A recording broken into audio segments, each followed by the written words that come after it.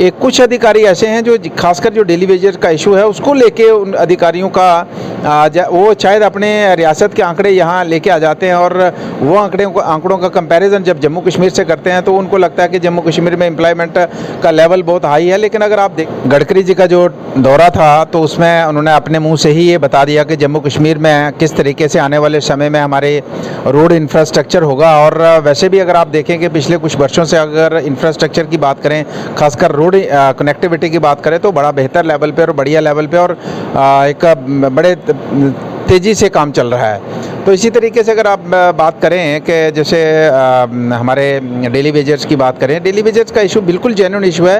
ये इंसानी ज़िंदगी के साथ जुड़ा हुआ इशू है और इसको जहाँ तक मुझे लगता है कि एलजी साहब के साथ भी हमारी 2-3 बार इस सिलसिले में बात हुई है और वो भी इसका वे आउट चाहते हैं। लेकिन मुझे लगता है कि कोई अधिकारी ऐसे हैं जो जानबूझकर इसमें कहीं ना कोई टांग अड़ा के इस केस को पॉजिटिव तरीके से, इसको एक बेहतर तरीके से प्रोजेक्ट नहीं करते गवर्नमेंट के आगे, एलजी प्रशासन के एलजी साहब के आगे, और जिसकी वजह से कोई ना कोई इसमें जो है जिसको डोगरी में कहते हैं कुंडी अड़ जाती है और जिसकी वजह से काम रहता है। तो वो भी चाहते हैं, ये भी चाहते हैं, लेकिन बीच में कौन से लोग हैं उनको आइडेंटिफाई भी करना पड़ेगा और उनके खिलाफ आने वाले समय में उनको आइडेंटिफाई करके कार्रवाई करनी पड़ेगी कि जो इस तरीके से हमारे हज़ारों नौजवानों की ज़िंदगी के साथ खिलवाड़ कर रहे हैं उनको आइडेंटिफाई करना पड़ेगा। आप जो है एक कमेटी में भी थे, उस कमेटी रविंद्र रैना जी ने गठन की थी, उस कमेटी में आपका भी नाम शामिल था।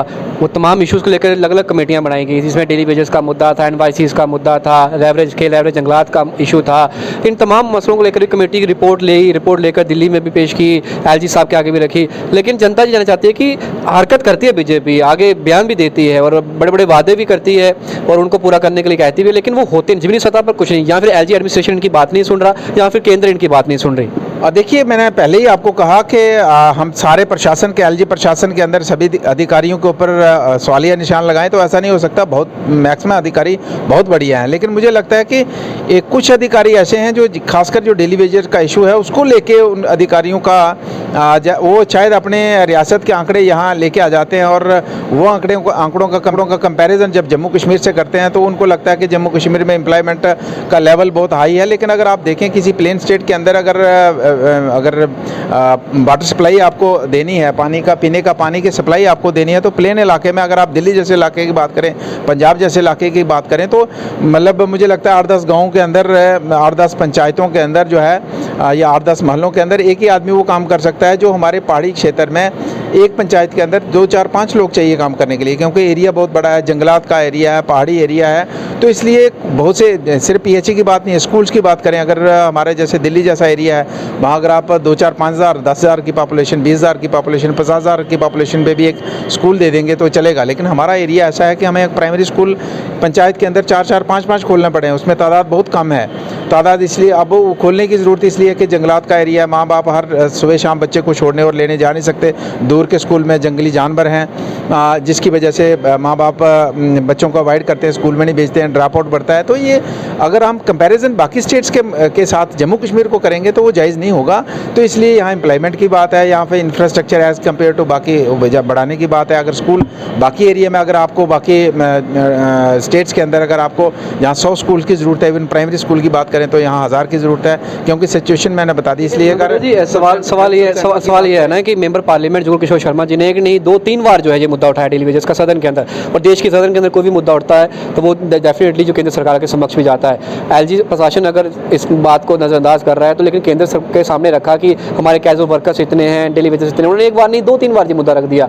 लेकिन मैं आपसे ये सवाल इसलिए पूछ रहा हूँ क्योंकि भारतीय जनता पार्टी एक ऐसी पार्टी जो केंद्र में जिनकी सरकार है, एलजी सरकार उनके अधीन आते हैं। आपको नहीं लगता अगर 2023 में, क्योंकि जिस समय इलेक्शन की अगर बात करें तो इलेक्शन रिविजन जो है समरी वो मई में बताया जा रहा है कि होगी कंप्लीट, जो लास्ट फाइनल डेट रखी है उसकी, तो उसके बाद चुनाव की घोषणा अगर होती है जम्मू कश्मीर के अंदर तो ये फैक्टर जो है डेली वेजेस की अगर बात करें, ये आपको जीत और हार में एक बड़ा फासला नहीं बन सकता, बैरियर नहीं बन सकता डेली वेजेस? देखिए, इसको हम जीत और हार और इसको वोट बैंक के नजरिए से नहीं, मैंने कहा कि ये इंसानी मसला है, इंसानी जिंदगी के साथ जुड़ा हुआ मसला है। डेली वेजेस इसको उसी से तरीके से देखें? वो कह रहे हैं कि हमें राजनीति से लिया, आज तक हमें सिर्फ वोट बैंक की राजनीति से लिया। वो एग्रीव्ड हैं और उनका कहना बिल्कुल जायज़ है, लेकिन मैं बात करूं, हम इस नज़रिए से नहीं लेते कि वोट बैंक करेंगे तो वोट बैंक बढ़ेगा, नहीं करेंगे तो घटेगा।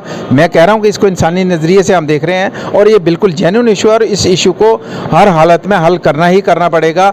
लेकिन मैंने कहा कि यहाँ शायद केंद्र सरकार तब तक किसी भी फाइल को अप्रूव नहीं करती जब तक वो फाइल बिल्कुल ठीक ढंग से उनके पास नहीं पहुँचेगी, किसी अधिकारी के पास, किसी मिनिस्टर के पास।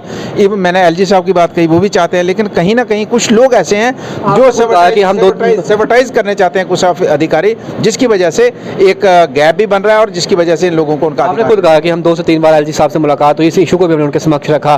तो फिर आपको क्या लगता है जब आप उनसे बातचीत करते हैं तो उनका आगे से रिस्पांस कैसा रहता है इनको लेकर? देखिए, उनका बड़ा पॉजिटिव रिस्पांस रहता है और वो भी चाहते हैं कि ये रोज के जो धरने हैं ये मसला हल हो और हम दूसरे मुद्दों पर काम करें, वो भी चाहते हैं। लेकिन मैंने कहा कि कुछ लगता है कुछ प्रशासन में चंद अधिकारी ऐसे हैं जो एक इस सेबोटाइज करना चाहते हैं। सत्यपाल मलिक जी पूर्व गवर्नर हैं, उनका एक मुद्दा काफ़ी बयान काफ़ी इस समय जो है वो वायरल हो रहा है सोशल मीडिया की। अगर बात करें, एक चैनल पर उन्होंने ये कह दिया कि पुलवामा हमला जब हुआ भारत जम्मू कश्मीर के अंदर बात करें तो उस समय हमने रक्षा मंत्री जी से कहा कि हमें चॉपर जो है वो दिए जाए और उन्होंने डिनाई कर दिया। उन्होंने कहा कि रोड के जरिए जाने दीजिए। और शाम के समय जब बड़ा हादसा हुआ, मैंने प्रधानमंत्री को कॉल किया, प्रधानमंत्री जी ने आगे चुप्पी साधने के लिए कहा। देखिए, चूँकि मैं एक पार्टी में था और आज मैं कहता हूं कि उस पार्टी के अंदर जब मेरे पास कोई तथ्य नहीं हो तो वो मैं बात करता हूं तो उसको लोग ज़्यादा मानते नहीं हैं। तथ्यों के आधार पे मैं मतलब टेलीफोन पे बात की, कुछ तथ्य तो होने चाहिए ना। जब तथ्य हों तो फिर लोग उस पर विश्वास करते हैं। तो अब शायद सत्यपाल मलिक जी को बोलने की आदत पड़ गई है और ये एक सोशल मीडिया का ज़माना है। जब बोलने की, अपोजिशन करने की आपको आदत पड़ जाए और बहुत से लोग उसको लाइक करते हैं तो फिर वो दूसरा चस्का पड़ जाता है। आज कितने लाइक आए, कितने कमेंट आए, तो मुझे लगता है आज वो लाइक कमेंट के चक्कर में फंस गए हैं। लेकिन और इल्जाम बुलगा रहे थे कि रक्षा मंत्री से कहा और डिनाई कर दिया परमिशन। इल्जाम आम आदमी लगा सकता है, जिसके पास पावर नहीं वो लगा सकता। जब उनके पास पावर थी तो उन्होंने क्या किया? अगर वो कहते कि मेरी बात नहीं और अटैक हुआ और उसमें कहीं ना कहीं वो जम्मू कश्मीर के हेड तो वही थे, तो उनकी भी तो खामी आती है, तो करते मैं रिज़ाइन कर देता हूँ। तो आज वो जब सब कुछ चला गया तो आप उस चीज़ों को देते हैं तो उससे कोई मतलब नहीं है, उसको लोग अदरवाइज लेते हैं। हाँ, उनके पास अथॉरिटी थी, वो कॉन्स्टिट्यूशनल हेड थे जम्मू कश्मीर के। वो कहते कि मैं इन लोगों की ज़िंदगी को बचाने में कामयाब नहीं हुआ, मेरा लैप्स है, मैं रिज़ाइन करता हूँ, तो मज़ा आता।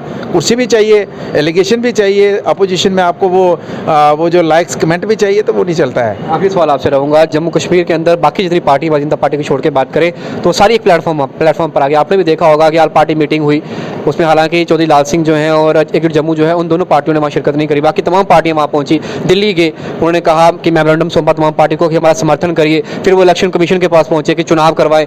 इन तमाम चीज़ें होने के बावजूद लगता है कि भारतीय जनता पार्टी को काटने की टक्कर जब पार्टी दे रहे हैं, क्योंकि कह रही है कि एक साथ होकर एकजुट होकर चुनाव लड़ेंगे और भारतीय जनता पार्टी को जो है लखनपुर के पार हम जो है वो बाहर फेंकेंगे। देखिए, वो स्लोगन देना, भाषण करना एक अलग बात है और इसको कंटिन्यू कर पाना बड़ा मुश्किल है।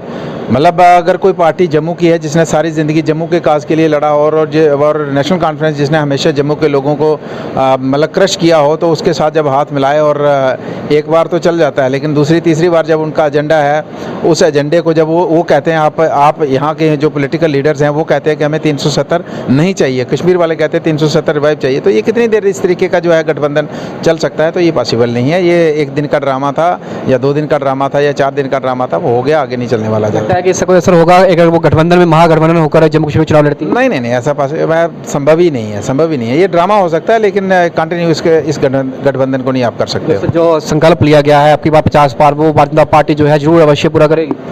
देखिए, भारतीय जनता पार्टी कार्य कर रही है और ज़मीनी सतह पर कार्य कर रही है और डेफिनेटली लोग उसको रिकग्नाइज करेंगे और जो भारतीय जनता पार्टी का 50 का नारा है उसमें डेफिनेटली कामयाब होंगे। फाइनल सब्सिडी के बच्चे यहाँ बैठे हुए थे काफ़ी दिन से, अध्यक्ष जी ने 10 दिन का टाइम मांगा, लेकिन पहले भी इससे मुलाकात करने नहीं गए। जब वो लगातार भूख हड़ताल पे बैठे, उसके बाद ये बयान आया। आप हमेशा युवाओं की बात रखते हैं, आप भी वहाँ उनसे मिलने नहीं पहुँची नहीं थी खबर, या फिर आपको लगता था कि ये मसला जेन्युइन नहीं है इसलिए नहीं जाना चाहिए?